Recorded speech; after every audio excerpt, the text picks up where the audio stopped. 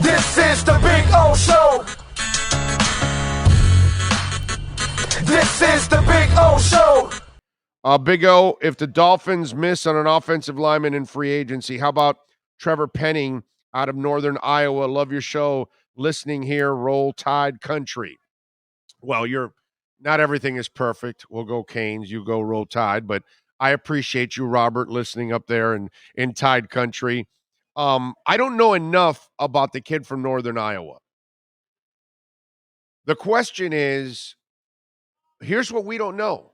What's McDaniel? What's Frank? What's Applebaum thinking of the current guys you have?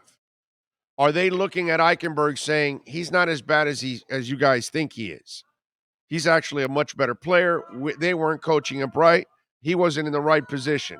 Or are they looking at it going, no, we desperately need a tackle? Now, here's the other part of the equation that we don't know yet. Do they put an emphasis on the right tackle because you've got a lefty quarterback over the left tackle? And how are they going to handle that this offseason? Will they go Teron Armstead is still out there. Are they trying to get Teron Armstead? Are they trying to draft a guy? Whether it's at 29 or move up or something along those lines. That's the part, Robert, that you and I don't know because we haven't seen Mike McDaniel as a head coach. So we have no track record to go off of. If hopefully everything goes well with him over the next couple of years and he actually becomes a good coach and finally the Dolphins find a guy and they can stick with him. And then over the next couple of years, we're going to get a feel for how these two work and what they like and don't like. Then we'll have a better sense. But right now, it's his first year. He's a newbie. He has no history, so we don't know. And that's the unknown. Do they want another young tackle to draft and develop, or do they want an established veteran to help move this line along? I've said all along they need to add 2 proven veterans to this line. They've added one. They need to find another, in my eyes. If they don't, then that tells me they must feel pretty good about the guys they have, that they just need to be coached up. And again, I'll mention it. Go back and look at the film that what's his name? The lineman that Brian Baldinger. Go back and look at the Brian Baldinger film. I think he calls it Mike McDaniel offensive genius something, or I don't know, something like that it's called. And go look at that at those 7-8, it's like 7-8 minutes. It's not a long video, but it's a whole bunch of plays. And it shows you how McDaniel will outcoach the defense.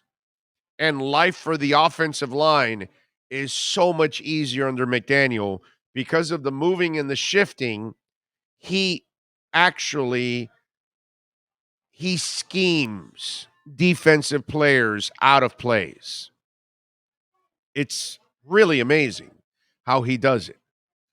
And he makes them react. He makes them overplay plays, all of that kind of stuff.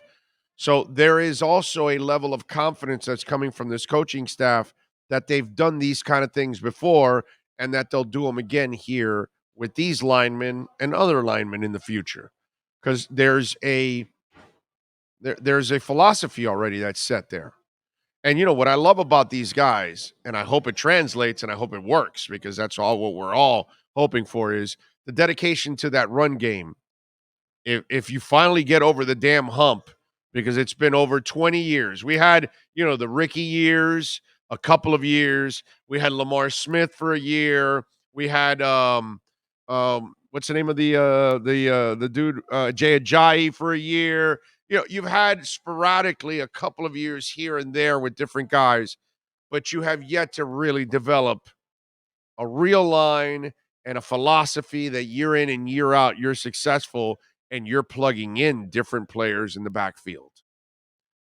That's when you have something. I hope it gets to that point. You need to get to that point. If you get to that point and then I think that will allow Tua to flourish finally.